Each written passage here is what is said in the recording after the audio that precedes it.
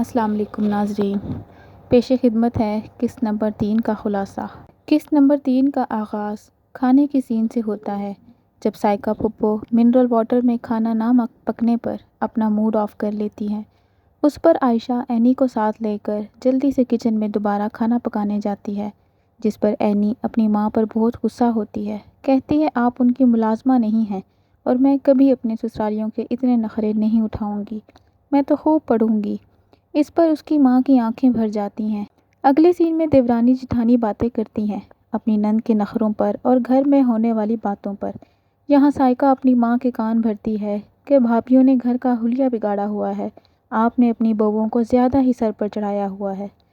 اس سین میں دونوں بہنیں اپنے ابا کے بارے میں باتیں کرتی ہیں کہ ابا کو ہم سے بالکل پیار نہیں ہے، اور یہ کہ وہ سائقہ پھپھو کو دکھانے کے لیے اب یہیں رہیں گے۔ یہاں پر جمشید اپنا رشتہ دیکھنے جانے کی تیاری کرتا ہے اور ماں سے جھوٹ بولتا ہے کہ میں کہیں کام سے جا رہا ہوں۔ دونوں بہنیں چپکے سے گھر والوں کی باتیں سن رہی ہوتی ہیں۔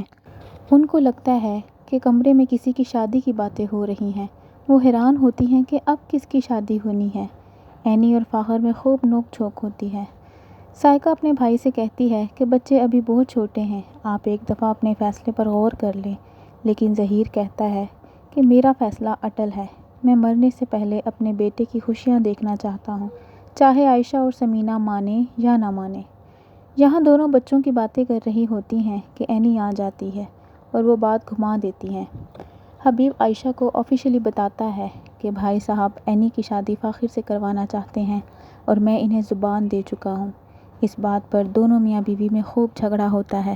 عائشہ کہتی ہے کہ فاخر بھی آپ دونوں بھائیوں جیسا ہی ہے اور میں اپنی بیٹی کی زندگی برباد نہیں ہونے دوں گی، اور وہ بچیوں کو لے کر گھر چھوڑ کر چلی جاتی ہے۔ جمشید لڑکی والوں کو پسند آ جاتا ہے اور وہ رسمی باتیں کرتے ہیں۔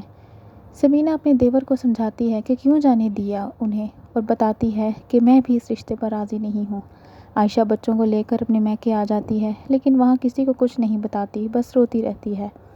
ظہیر حبیب سے کہتا ہے کہ عائشہ کو واپس لے کر آؤ۔ اس کی ماں بھی ڈانٹتی ہے کہ فراز اور سائقہ کیا سوچیں گے، جلدی جاؤ اور انہیں منا کر واپس لے کر آؤ۔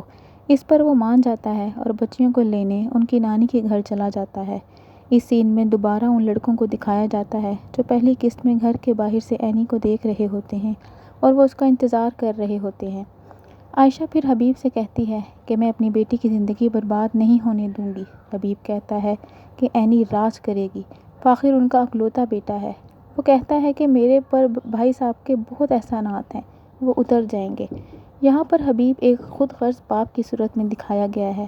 وہ جذباتی جملے بول کر عائشہ کو قائل کرنے کی کوشش کرتا ہے۔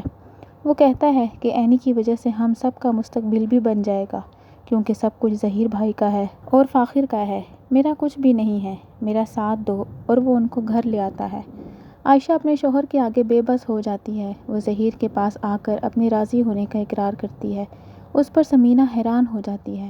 گھر کے تینوں بچوں کو ابھی بھی کچھ نہیں پتا کہ ان کے بڑے کیا کھچڑی پکا رہے ہیں، وہ بس حیران اور پریشان ہیں۔ ثمینہ عائشہ سے پوچھنے آتی ہے کہ تم راضی کیوں ہوئی ہو، تم نے مجھے دھوکہ کیوں دیا ہے، ہم دونوں نے فیصلہ کیا تھا کہ یہ نہیں ہونے دیں گے، لیکن پھر تم کیوں مانی؟ عائشہ کہتی ہے کہ حبیب نے مجھے طلاق کی دھمکی دی تھی۔ اس پر ثمینہ اسے خود غرضی کا طعنہ دے کر چلی جاتی ہے اور یہیں قسط نمبر 2 کا اختتام ہو جاتا ہے۔ ناظرین، اگر آپ کو میری یہ کوشش اچھی لگی ہو تو پلیز میرے چینل کو لائک اور سبسکرائب ضرور کیجیے گا۔ ملتے ہیں قسط نمبر 4 کے ساتھ۔ اللہ حافظ۔